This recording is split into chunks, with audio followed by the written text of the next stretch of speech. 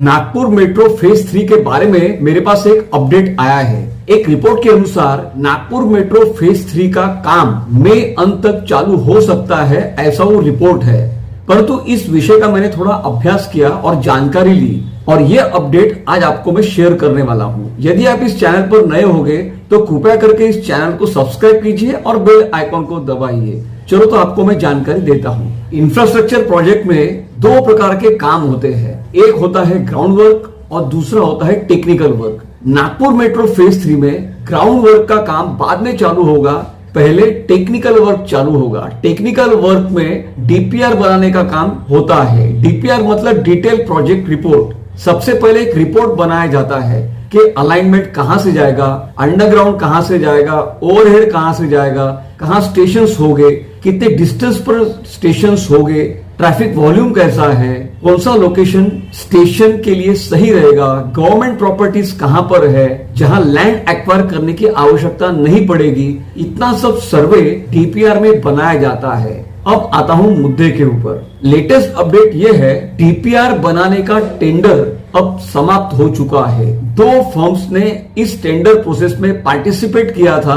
अब technical feasibility की जाएगी कि कौन से फर्म को ये टेंडर दिया जाएगा। टेक्निकल फिजिबिलिटी मतलब कौन सी कंपनी सक्षम है ये पूरा बड़ा सर्वे सक्सेसफुली पूर्ण करने के लिए। तो ये दो फर्म्स में जो बेस्ट फर्म होगी उसे ये टेंडर दिया जाएगा डीपीआर बनाने का। फिर फाइनेंशियल बिड्स देखे जाएंगे, तो टेक्निकल सूटेबिलिटी और फाइनेंशियल सूटेबिलिटी दोनों का एनालिसिस किया जाएगा। उसके बाद में वो टेंडर डीपीआर का अलॉट किया जाएगा।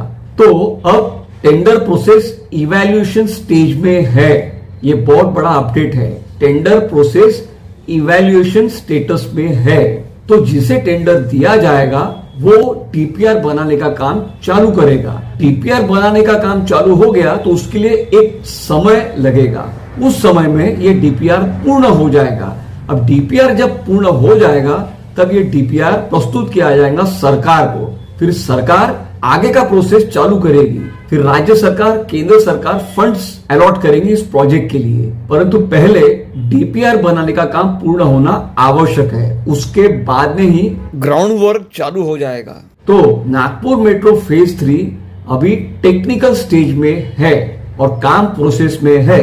अब नागपुर मेट्रो फेज 3 की संक्षिप्त जानकारी आपको मैं दे देता हूं। नागपुर मेट्रो फेज 1, 2 और 3 जब आप मिला देंगे तो पूरी लाइन हो जाएंगी 139 किलोमीटर की।